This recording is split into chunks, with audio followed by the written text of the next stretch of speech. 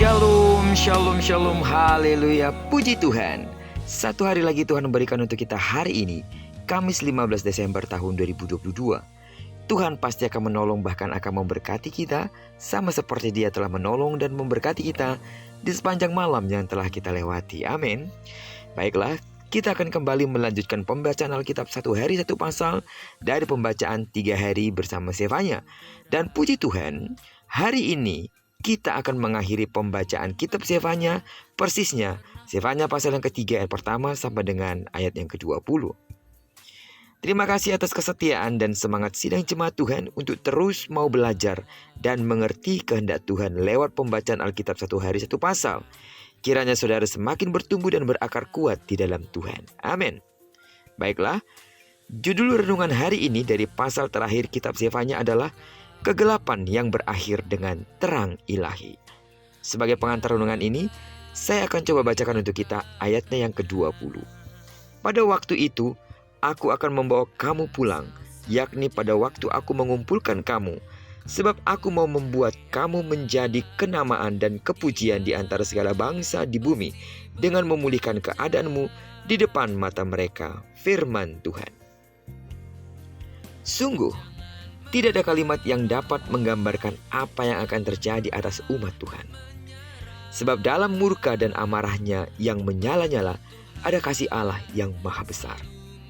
Zefanya melihat bahwa dari balik awan gelap yang begitu pekat, terdapat pelangi kasih Allah yang luar biasa.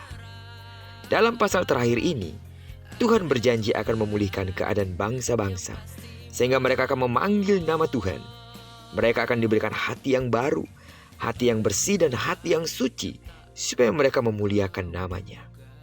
Bahkan mereka yang tersebar ke seberang penjuru bumi di negeri-negeri yang jauh akan datang, membawa persembahan kepada Tuhan, serta sujud menyembahnya. Pemulihan itu pun terjadi atas kota Tuhan, yaitu Yerusalem. Karena itu seluruh penduduk kota akan beria-ria karena Tuhan. Mereka bersorak-sorai di hadapan Allah, sebab murka Tuhan telah mereda dan penghukuman tidak ada lagi. Segala bangsa yang memusuhi Yehuda telah disingkirkan Tuhan. Ia akan tampil sebagai pahlawan Yehuda yang membawa kemenangan dan sekaligus menjadi raja atas umatnya. Allah pun bersuka cita karena umatnya telah dibaharui oleh kasih-Nya. Ia akan mengangkat penderitaan umatnya sehingga tidak ada lagi bangsa-bangsa lain yang mencela mereka. Ia akan menjadi pembela umatnya dari para penindas. Ia akan menyelamatkan mereka yang putus asa, mereka yang tidak berdaya, dan membawa mereka kembali pulang ke rumahnya, serta memulihkan keadaan mereka di hadapan bangsa-bangsa lain. Sidang jemaat Tuhan, ada pesan yang sangat pribadi yang ingin disampaikan oleh Tuhan lewat Zefanya pasal yang ketiga, pasal yang terakhir ini. Yaitu kita harus mengambil hikmah dari setiap masalah yang kita hadapi. Masalah yang kita hadapi mungkin terjadi karena kesalahan atau kelalaian kita sebagai anak-anak Tuhan. Namun percayalah bahwa Tuhan tidak selamanya memberikan hukuman. Di balik hukuman itu ada maksud Tuhan untuk memulihkan keadaan kita. Tujuannya cuma satu, supaya kita menjadi sadar dan kembali hidup dalam kemuliaannya dan senantiasa mengandalkannya. Adalah hal yang paling dirindukan oleh Allah kepada setiap kita, yaitu hidup bersama di dalam kemuliaannya. Yesus yang datang ke dunia menyelamatkan manusia dari lumpur dosa. Allah melakukan itu karena Dia tidak selamanya ingin menghukum manusia karena kesalahan dan pelanggaran-pelanggarannya.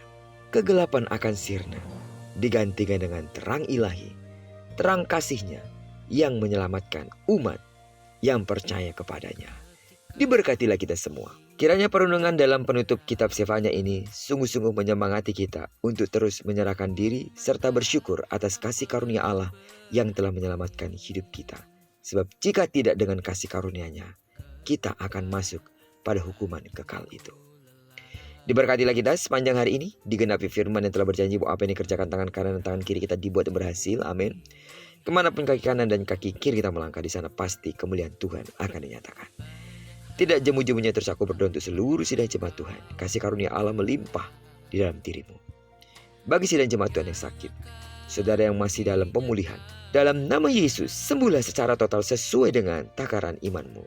Diberkatilah kita bersama dengan orang-orang yang kita kasihi, serta bersama dengan orang-orang yang kita cintai dimanapun mereka berada. Terpujilah nama Tuhan. Shalom.